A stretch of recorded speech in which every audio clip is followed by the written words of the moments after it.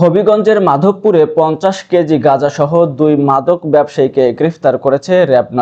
গোপন সংবাদের ভিত্তিতে উপজেলার শাহজাহানপুর ইউনিয়নে অভিযান চালিয়ে বিপুল পরিমাণ এই মাদকসহ তাদের হাতেনাতে আটক করা হয়। বিস্তারিত থাকছে নাহিদ মিয়ার প্রতিবেদনে। হবিগঞ্জের মাধবপুর উপজেলায় মাদক বিরোধী এক সফল অভিযান পরিচালনা করেছেন র্যাব।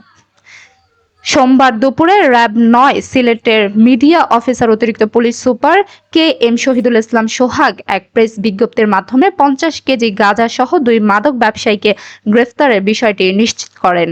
র্যাব জানায়, গোপন সংবাদের ভিত্তিতে রবিবার দিবাগত রাত 12:10 দিকে র্যাব-9 এর শায়েস্তাগঞ্জ ক্যাম্পের একটি আভিযানিক দল মাধবপুর উপজেলার শাহজাহানপুর ইউনিয়নের আমতলী যাত্রী ছাউনির সামনে অবস্থান নেয়।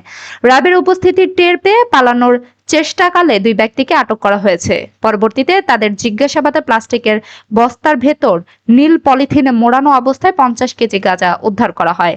গ্রেফতারকৃতরা হলেন চুনারুঘাট উপজেলার কালীশিরি গ্রামের মোহাম্মদ বারেক আলী এবং চাঁদপুর গ্রামের দুলাল বারাইক।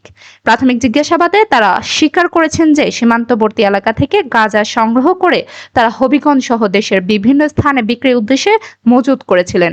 এ ঘটনায় মাদকদ্রব্য নিয়ন্ত্রণ আইনে মামলা দায়ের করে আসামিদের জব্দকৃত আলামত সহ মাধবপুর থানায় হস্তান্তর করা হয়েছে।